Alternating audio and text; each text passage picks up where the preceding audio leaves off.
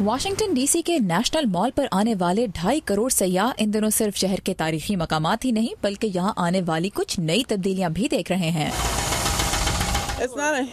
جی کوئی رکاوٹ تو نہیں ہے لیکن دیکھنے میں بری لگتی ہے۔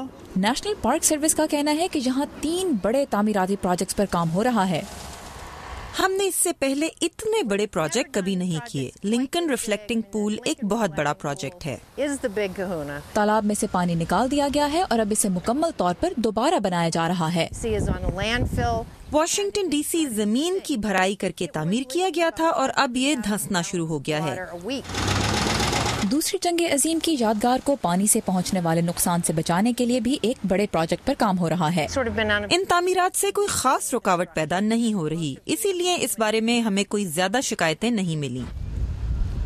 اس یادگار سے ذرا آگے آئیں تو ایک اور پروجیکٹ جاری ہے۔ اس تعمیراتی منصوبے سے نیشنل مال کا ایک بڑا حصہ متاثر ہو رہا ہے، جبکہ یہاں چند دنوں میں یوم آزادی کی تقریبات ہونے والی ہیں۔ میں تب یہاں نہیں ہوں گی، لیکن میرا خیال ہے کہ لوگ کوئی نہ کوئی حل ڈھونڈ لیں گے، یا پھر ہجوم کو 2 حصوں میں تقسیم کرنا پڑے گا۔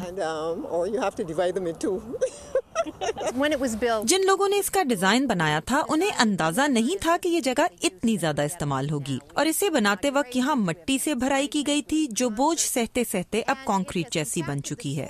اگرچہ اب یہاں داخلے کے مزید راستے بنائے جا رہے ہیں، لیکن پھر بھی یوم آزادی کے موقع پر نیشنل مال کے کچھ حصوں تک لوگ نہیں پہنچ پائیں گے۔ تعمیراتی کام سے اگرچہ مشکلیں پیدا ہو رہی ہیں، لیکن بہت سے لوگوں کا کہنا ہے کہ اس کے نتیجے میں جو کچھ حاصل ہوگا اس کے لیے یہ پریشانی انہیں قبول ہے۔ اس طرف آنا کچھ مشکل ہو گیا ہے، مگر نظر آ رہا ہے کہ وہ ایک اچھا کام کر رہے ہیں۔ ہمیں توقع ہے کہ جب یہ بن جائے گا تو اچھا لگے گا۔ توقع ہے کہ اس سال کے آخر تک تمام پروجیکٹس پر کام پورا ہو جائے گا اور لوگ ایک مرتبہ پھر اس شہر کی خوبصورتی کا بھرپور مزہ اٹھا سکیں گے۔